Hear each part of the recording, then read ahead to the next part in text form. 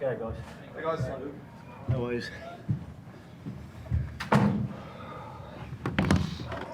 Lee. We've got Les Kiss, Reds coach, and Liam Wright, co-captain of the Reds. Congratulations, guys.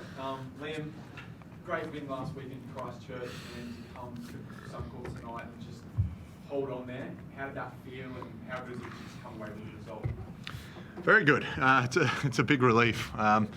Wasn't the polished performance we wanted.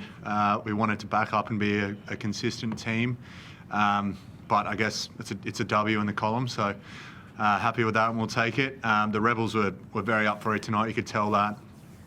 They got under our skin, dominated the physical aspects in that first half especially, but proud of the way to turn around that second half. I think it was 21-5 in the second half. So look, that's a decent second 40 minutes.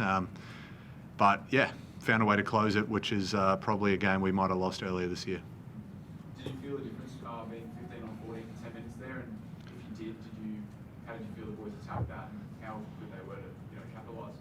Yeah, look, I think we started to figure out what was working for us. We went to our maul quite a few times in that period, which obviously with a man down in the backs, you might want to spread it, but I thought that closed them in nice enough. And then, our backs capitalised on that try by Jock there, was just utilising the numbers. And I thought it was a good 10 minutes for us to really just build some momentum. We carried that for most of the second half, I thought, and then we probably just let it slip a little bit towards the end. But good defence, a good red wall there, and got a result. Yeah, man, and you've been without your co-captain for the last 3 weeks. How did you like, leading the boys on as captain for the last 3 weeks, and what did you like tonight when Tatey did come on, and how he was able to take that leadership role with you? Look, it's been a nice challenge again to have to, probably think a bit harder about messaging, wording, working closely with Les and the other coaches around what our theme will be and how to best get that message across to the boys. And, I thought the guys did a great job of responding in the past few weeks. I thought Kalani and Lawson, especially in the last few weeks, have done a great job of owning that as a starting 9 and 10 and making that job easier with the absence of Tate. I thought Tate brought exactly what we want Tate to bring when he came off. He brought energy, sped it up. That messaging was very good from him, taking over from Kalani there. And I just thought he guided us nicely around the field, which is what you want from not only your co-captain, but from your nines and your playmakers there. So, look, I'm really pleased that he's back, and I'm really pleased with the job that Kalani and Lawson have been doing there as well. So it just adds to the selection headache.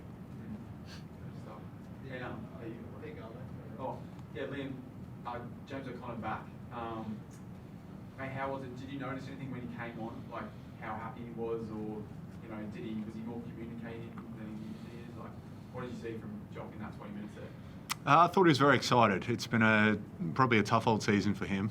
Not exactly the way he planned it, but he's very good at just getting back to his process, internalising and finding a way to make it work. So he's been great for the team in terms of actually getting those meetings going, being another sort of coach really for our our 10s, especially a sort of young core there at 9 and 10. So he's done wonders for us off the field, and it's great for him to get back on the field. I think he was excited, but typical James O'Connor, he just goes about his role, and he got it as well. So I'm happy he's back. In terms of the ladder, that's pretty important, Wayne, just to stay in touch with the top four. Les, are you keeping a close eye on that? And in terms of where you want to finish at the end of the year and how important it is to potentially play a home final? Yeah, well, I think firstly we knew it was important after last week to make sure we got the W. The table tells the story. You get a bit of a break on it now, and we can only keep doing what we're doing. If we keep winning it, the pressure comes on other people to do their job, and there's some big games for everyone, really. So, as coaches, we're not getting lost in the ladder, but we do know that some things are possible around that, 4th, 5th area. So we just got to stay focused on what we're doing well, and we'll see where that lands. But we've certainly put a bit of a gap on the others now, which is important. We can talk about that cliche, take it one game at a time then, because this next week's massive in relation to the whole season, isn't it? If you can find a way. Yep. Yeah, I think like last week, tonight, next week. You know, they're important moments for us to stand up to and own. It's part of this whole process, isn't it, Liam? That you know, we didn't promise anything at the beginning, but we certainly made some heavy commitments about how we'll do things, and along the way we've made some, you know, pretty important decisions internally about how we can address things. And you know, fair play to the boys; they're making some inroads into that. But it's tight at the top, and there's a tight tussle down the bottom for the other boys. But we've just put a bit of a gap on that now, and we've just got to make sure we leverage that. Harry Wilson, Laura.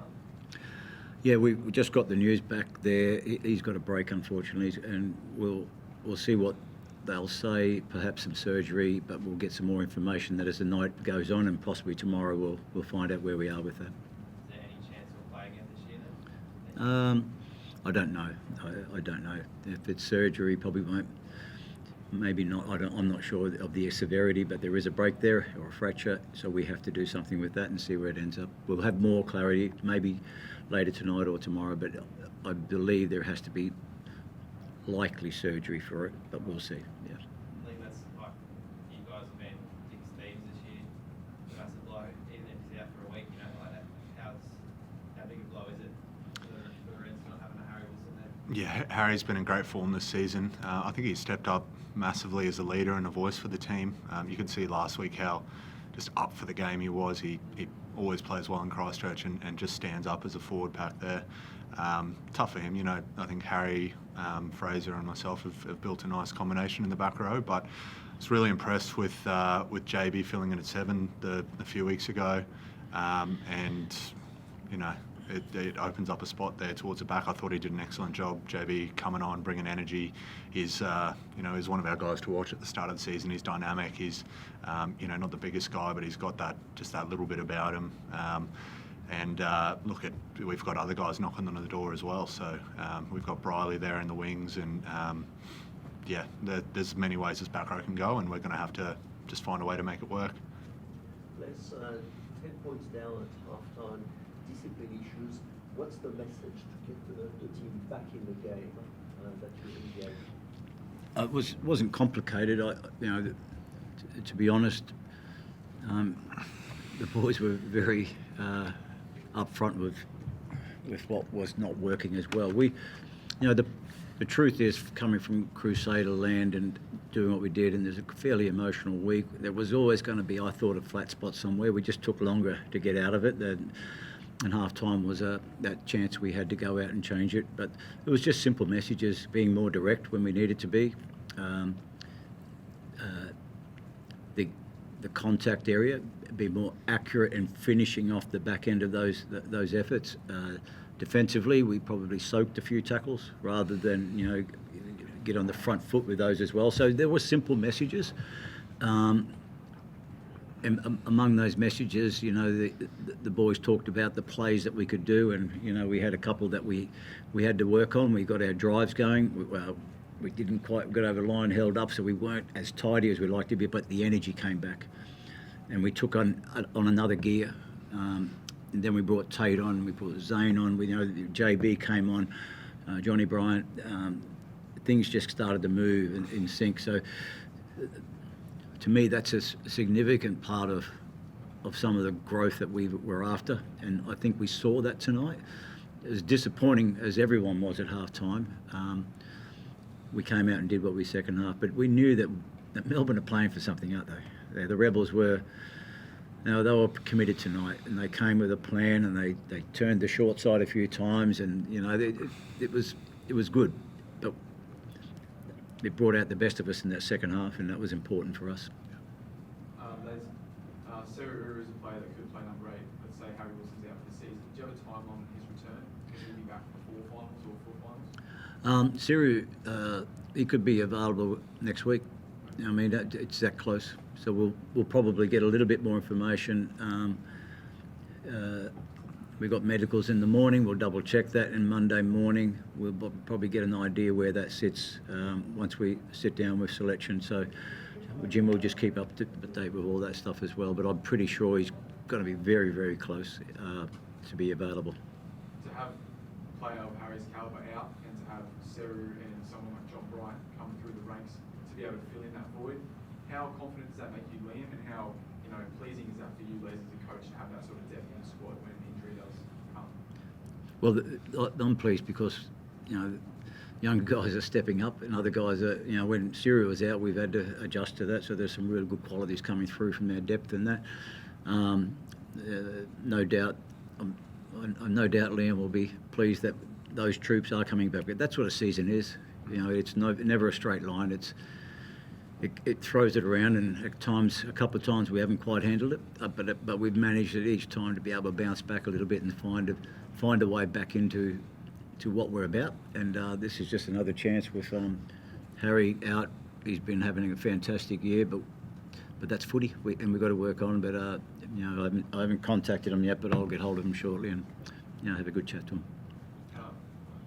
Speaking of Harry's, Les, how's Harry involved with Phillips? Like, have you given him any advice heading into this week's game against New Zealand? Yeah, I've the only advice I gave him was to go and enjoy this opportunity and take your experience that you've had. It's been a fantastic year for him. He's had many forms of experience, starting off the bench, not being selected, but delivering for the team as a guy who isn't in the squad, going back to club. Now he's got the 20s. I'm in contact with Nathan Gray a fair bit, and we tried to plan this out, and it's worked that he can get this time with the 20. So we just wish him the best there. But he's had a great year, and he'll make a difference for them. That's for sure. Good. Thank you, guys. Thanks, guys. I answered your question for you. So. That's fine. Thank you, guys. Appreciate it.